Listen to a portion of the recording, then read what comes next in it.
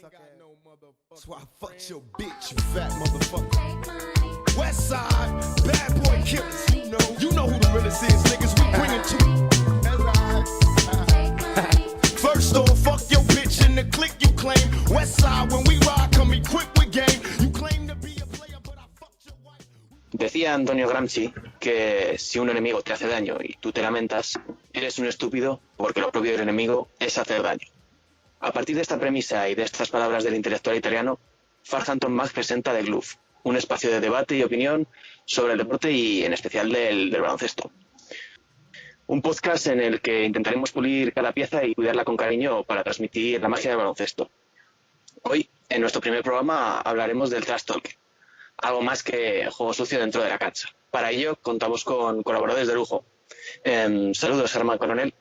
Hola, muy buenas. Deseando empezar ya a hablar de un tema bastante jugoso que ahora trataremos. Y bueno, saludos también a Alessandro Montoro. Hola, buenas tardes. Aquí, igual que Germán, o sea, deseando hablar de un tema que a mí me resulta muy interesante, no sé a vosotros. Y ambos tertulianos nos acompañarán en este viaje que junto a un servidor, Sergio Rabinal.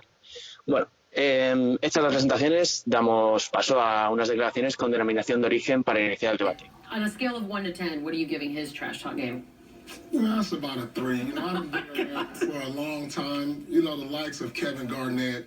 Obviously, I grew up watching Gary Payton, hearing him. So that's light. Could you even hear Draymond the other night? No, I couldn't even hear him. But this is how it all started. Blake Griffin posted him up, got a foul, and I was just pretty much like, you can't guard Blake. He gonna give it to you all night. You're not that good. You only good because you got your other Steph Curry, KD, and Klay Thompson around. That's the only reason you get recognition. And so, I'm trying to spark my team with the trash talk. Bueno, tras esto, ¿cómo lo veis, Germán? Bueno, pues es una muestra de un jugador que dominaba estas artes, ¿no? Y además un jugador que yo diría se sale del molde de lo que se entendía como un trash talk, ¿no? O lo que la opinión pública, por así decirlo, lo entendía. Porque al fin y al cabo, Paul Pierce, más que un stopper o un jugador que tiene su fuerza en la defensa, era todo lo contrario, era un jugador muy elegante de ataque y desde ahí te mataba también porque utilizaba esto como un juego mental. Y yo creo que es lo más importante del trash talking, hacer esto una parte de tu juego y que de alguna manera te sirva como recurso para desestabilizar al rival. Esto es lo que ha sido durante toda la historia, durante todos los tiempos que se ha utilizado. Y Paul Pierce, uno de los jugadores que dominaba esta técnica. Y bueno, hilando con todo esto, Alejandro, ¿cómo crees que puede tener el trash talking vida a día de hoy? Pues la verdad es que la figura del trash talker yo creo que sigue bastante viva, en el sentido de que gente como Draymond Green, gente como hasta hace nada menos Matt Barnes, son dos jugadores que principalmente utilizan, aparte de sus métodos dentro de la cancha. Draymond Green es un grandísimo jugador. Utilizan este tipo de armas para hacer mella en rivales, o sea, rivales que ellos ven mentalmente menos fuertes que ellos mismos. Pueden aprovechar cualquier resquicio en ese psique del jugador para hacerles un poco más de daño, aparte del daño que hacen sus defensas, por ejemplo. Y yo creo que ese tipo de figuras permiten que el trash talking no vaya a morir nunca, porque ya te digo, o sea, son superestrellas o gente que ha sido muy importante en la NBA que todavía sigue utilizando. Bueno, yo creo que el trash talking al fin y al cabo pues es una parte inherente del juego. Es aquello que realmente le da vida al deporte, lo que te hace amar o odiar a un jugador al fin y al cabo. Pues ese juego entre bambalinas que no captan los micrófonos, yo creo que tiene algo de psicológico en última instancia, de ser capaz de meterte en la mente del adversario sin llegar a considerarlo un enemigo como tal.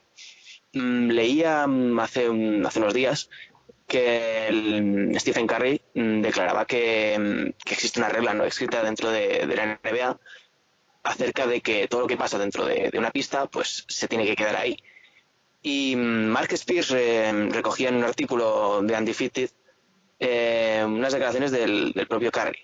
Decía algo así como, tienes que darlo, en referencia al trash talking, pero tienes que ser también capaz de estar preparado para recibirlo en cualquier momento.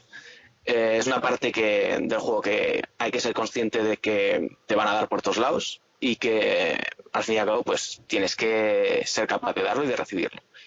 Y a raíz de todo esto me gustaría conducir el debate hacia, pues bueno, las caras visibles. Han salido el nombre de Kevin Garnett, de Paul Pierce.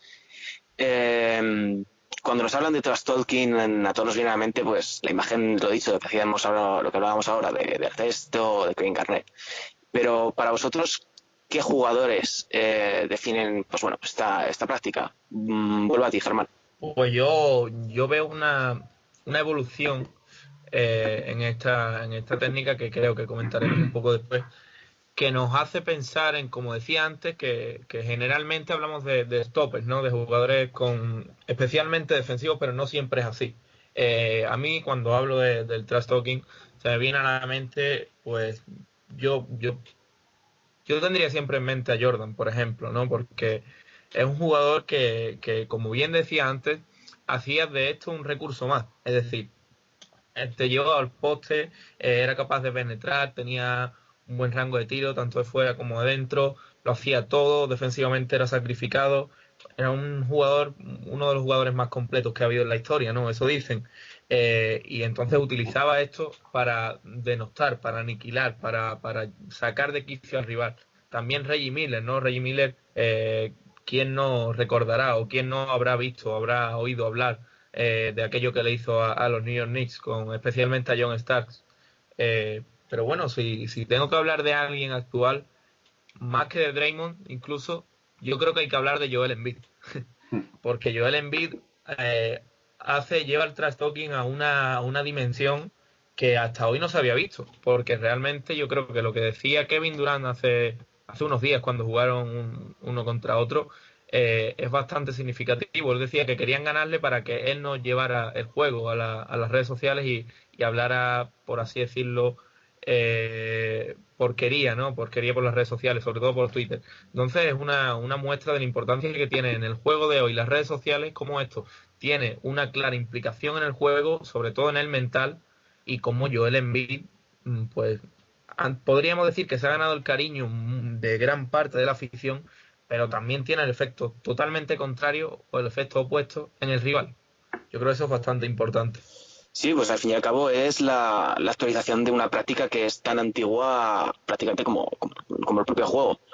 Y bueno, a ver, Alejandro, ¿cómo lo ves tú? O sea, ¿qué figuras para ti representan? Han salido sobre la mesa, tenemos a Joel Embiid a día de hoy y gente, pues lo dicho, como Michael Jordan, toda una referencia, o Reggie Miller en Madison.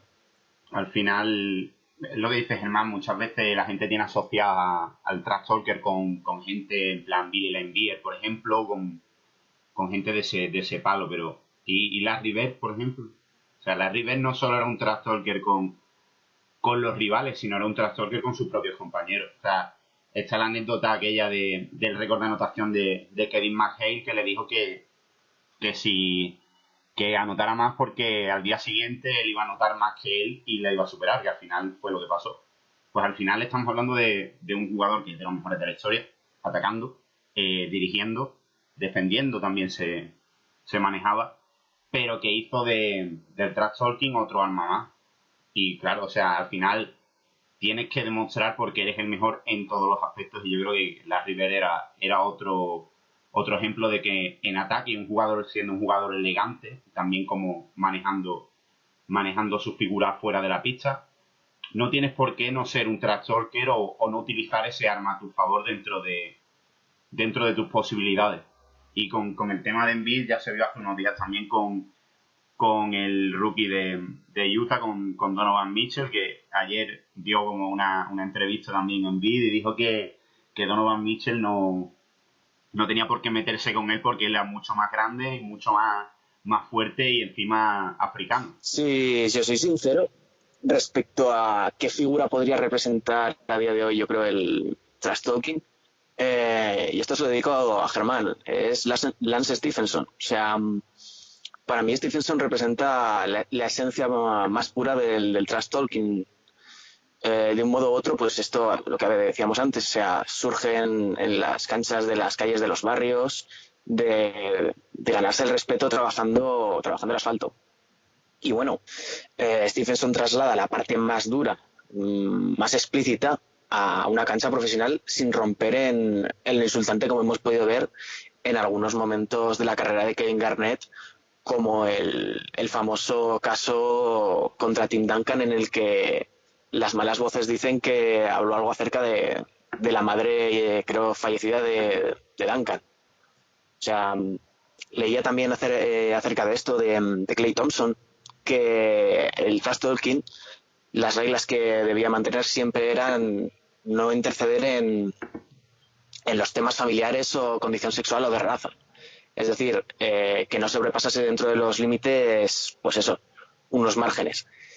Y una de las figuras que yo creo que mejor representa esto de forma transversal en el tiempo es Charles Barkley, pero no por su faceta bocazas, que a día de hoy pues nos lo comemos prácticamente todos los días en medios, sino por su capacidad de sacar de quicio al rival, sea cual fuese el contexto.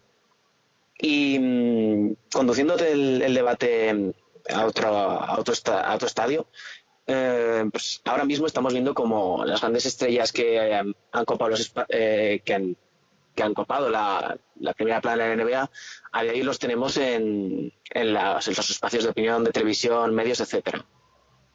Pues como por ejemplo Charles Barkley o Shaquille O'Neal. Y se les oye mucho decir aquello de que los jugadores que son blancos, que ya no hay conflicto y que los grandes choques, pues que ya han pasado a la historia. Bueno, pues ¿cómo ves? O sea, la desaparición lo habíamos dejado un poco en el aire antes del inicio. ¿Creéis realmente que esto es posible o simplemente son habladurías de viejo jugador de baloncesto? Germán. Bueno, al final yo diría que es algo que tiene mucho que ver con el progreso del juego y también con las normas. No solo porque las normas se hayan, entre comillas, emblandecido, no se hayan hecho más blandas respecto a las faltas, al juego físico, también incluso a los gestos después de una acción. Por ejemplo, ahora vemos como es casi ya se ha extinguido el hecho de que uno después de hacer un mate grite al rival o le haga alguna mueca porque es una técnica, una falta técnica. Entonces, eso sí que ha influido de alguna manera. Pero yo creo que sobre todo, como decía, las normas que tienen que ver tienen otro sentido. Que tiene incluso más influencia o más importancia en el propio juego que en aspectos que podrían ser prácticamente secundarios, ¿no? Por ejemplo, las medidas de la cancha, que se haya aumentado el triple y con ella la cancha ahora sean más anchas. Esto ha llevado a que ahora se vea un juego que busca más la eficiencia, por ejemplo, que busca más los triples, un juego más rápido, de más espaciado, ¿no? Antes era un juego que se practicaba mucho en la zona, mucha importancia del hombre grande, entonces había mucho más choque, había muchas más faltas y esto al final podríamos decir que calentaba el ambiente, hacía que saltaran más chispas, que los partidos fueran más físicos, hubiese más choque y esto al final anima a que uno u otro hable y que el rival responda.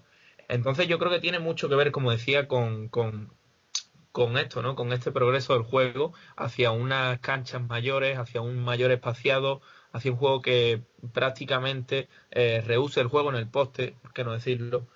Y también creo que tiene influencia, por ejemplo, pues la presencia de los medios, ¿no? Que haya tanta atención mediática, tantas cámaras, tanto móvil, tanto internet, tanta presencia de internet en las canchas. Hoy es muy difícil decir cualquier cosa sin que lo capten las cámaras y sin que se sepa prácticamente al instante en todo el mundo. Entonces yo creo que eso también tiene influencia. Si me preguntas si ha desaparecido, yo te diría que no. Yo te diría que hoy es algo distinto. Que por ejemplo en las últimas finales con LeBron y Curry jugando, entre las dos estrellas vimos algún choque de este estilo, en las anteriores también, pero como digo, son distintos porque al final los choques son menos físicos, son más técnicos, por así decirlo, y entonces pues no son tan brutales o tan espectaculares como se daban antes. Y en este baile de dos me falta uno, me falta Alejandro. Yo, ya al final, el tema está en que ha evolucionado, como dice Germán. Aparte, mientras siga habiendo, yo lo que creo es que mientras siga habiendo un choque de personalidades, va a seguir habiendo trash talking, sí o sí. Ya lo vimos el otro día con con temas ya que sean personales como el tema de Durant y Westbrook, por ejemplo. O sea, no llega tanto al trash talking, sino ya más a un altercado personal. Pero mientras siga habiendo un choque de personalidades, mientras siga habiendo gente que venga de baloncesto callejero, mientras siga habiendo ese tipo de personas dentro del baloncesto, seguirá habiendo conflicto y seguirá habiendo trash talking. Tampoco tengo mucho que añadir a lo que ha dicho Germán, porque creo que lo ha dicho muy bien. Pero la importancia de las redes sociales, a día de hoy muchas veces no hay contacto dentro de la cancha, o hay una jugada que ocurre rápido. El jugador muchas veces se olvida del altercado ahí, y luego, viendo el partido, recordando tal, tuitea y ya se enciende la mecha, enciende la mecha el periodista, retweet, y al final es diferente, es un trash talking diferente al que fue hace 20 años, pero me hace gracia que, por ejemplo, Shaquille O'Neal diga eso, porque él fue una de las primeras personas, digamos, en el vídeo aquel que se ríe un poco de Yao Ming. Él fue como el proto Embiid en ese aspecto, el showman del trash talking. Y al final yo creo que sí que ha cambiado, y sí que nunca va a morir, por lo que he dicho antes, pero que me parece que lo que ha dicho Germán es bastante cabal, y que todo el tema de las redes sociales afecta como a la visión que tienen los exjugadores del trash talking a día de hoy. Yo francamente creo, y arreglándolo un poco con la historia reciente de la NBA, y es que, bueno, las altas cumbres de la liga, después del altercado que ocurrió en 2004 en Detroit entre los Pistons e Indiana, pusieron muros para evitar que ese tipo de situaciones llegasen a más. Y al fin y al cabo la NBA es una de las ligas más seguidas del mundo a nivel deportivo, y queramos o no, los niños y todo tipo de personas adolescentes y demás pues están en continuo contacto con la NBA, y de una forma u otra los jugadores se suponen figuras de identificación y de construcción de la personalidad de los niños y niñas que ven baloncesto. Y la NBA, dentro de esa labor social que últimamente hace gala, por decirlo de esta manera, pues no le encaja mucho un Ron Artest 24/7 intentando destruir a jugadores como, no sé, Matt Barnes. Yo realmente creo que el trash talking, como lo hemos condensado muy bien, es muy complicado que pueda desaparecer así sin más. Mucho más cuando lo he hablado, es una tradición popular dentro de la personalidad de los estadounidenses y en general de los jugadores de baloncesto. Quizás lo que hablábamos, que estamos en un momento de cambio en el que el trash talking pues traspasa fronteras y se convierte en un trash talking 2.0 y muy mediatizado. Pero francamente me cuesta creer que con la retirada de los Pierce, Garnett, Ray Allen podamos decir adiós a una práctica tan común como esta. Y para finalizar un poquito este primer podcast, me gustaría pues condensarlo todo en cómo puede influir el ambiente que puede tener un pabellón, como pudo ser el Madison o pudo ser el Garden en los 80, y cómo lo hilamos a la aplicación directa en la NBA actual. Germán, ¿cómo lo dirías tú? Bueno, yo diría que hay algo que me parece bastante curioso y se ha sucedido bastante a lo largo de los últimos años, y es que los seguidores, es decir, la gente que está en el público, llega a tener respuesta de los jugadores, llega a tener gestos, llega a tener palabras incluso. Recordemos, por ejemplo, Westbrook señalando el año pasado, creo que fue a un espectador rival que le hacía un corte de manga con el dedo, por ejemplo. Yo creo que tiene una importancia muy grande. Al final hablamos de algo que parece secundario, pero tiene realmente importancia.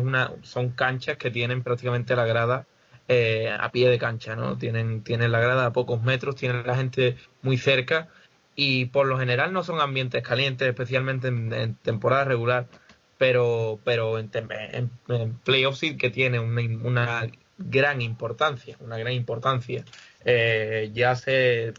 Quizá podríamos decir que cuando importan más los resultados, ¿no? Que es en estos partidos de playoff, sobre todo en las finales, no se tiene tan en cuenta al rival, al público en cuanto a responderle, pero es algo que prácticamente nace del jugador, que no tiene que ser voluntario, ¿no? No tiene que ser voluntario. Cuando, de hecho, vemos cuando hay una acción en la que un árbitro pita algo que el público no ve correcto, ya eso puede cambiar un ambiente. Eso puede cambiar un ambiente. Y acciones así tienen incluso más poder, ¿no? Como el trash talking, perdón, en la cancha puede hacer que la grada cambie el partido. No es que el hecho de hablar porquería o de insultarse de un jugador a otro ya de por sí vaya a cambiar un partido. Es que podríamos decir que sienta las bases, ¿no? Para que todo fluya en ese camino, ¿no? Para que la gente haga los aros más pequeños, haga el balón que queme prácticamente, haga situaciones adversas. Y hay jugadores incluso que se crecen ante esto. Has hablado antes de Lance Stephenson, pero yo diría que casi cualquiera que utilice estas técnicas está preparado normalmente para recibirlas en contra y por tanto también sabe generalmente responder con baloncesto, no solo con palabras, a cuando esto se sucede y cuando la grada al final pues tiene más poder y tiene por tanto más influencia en el juego. Alejandro. Y al final, añadiendo a lo que ha estado diciendo Germán, no solo hay una influencia en los jugadores desde la grada, sino hay una influencia también en los árbitros, por ejemplo.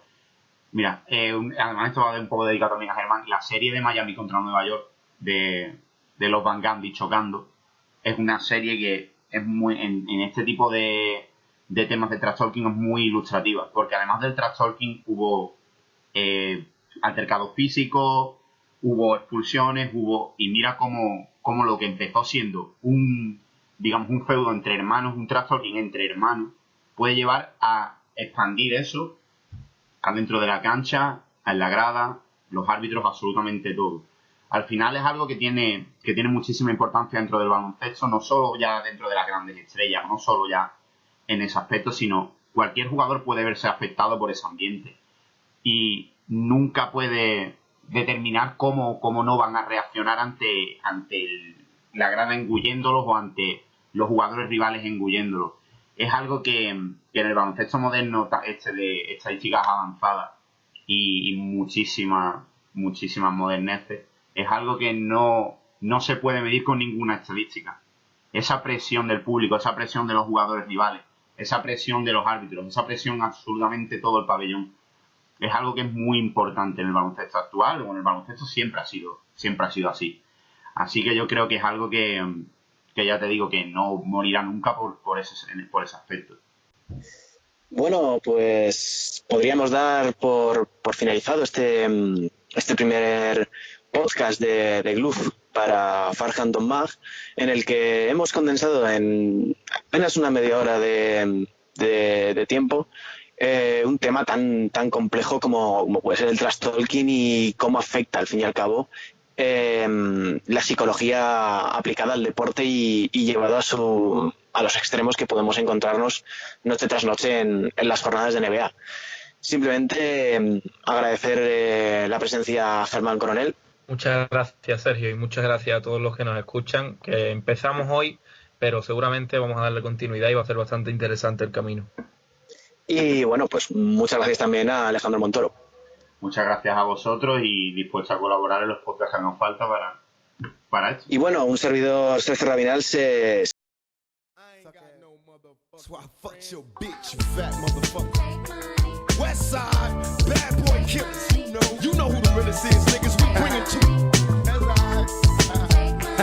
First off, fuck your bitch in the clique you claim. Westside, when we ride, come equipped with game. You claim to be a player, but I fucked your wife. Decía Antonio Gramsci que si un enemigo te hace daño y tú te lamentas, eres un estúpido porque lo propio del enemigo es hacer daño. A partir de esta premisa y de estas palabras del intelectual italiano, Farhan Mag presenta The Glove, un espacio de debate y opinión sobre el deporte y en especial del baloncesto. Un podcast en el que intentaremos pulir cada pieza y cuidar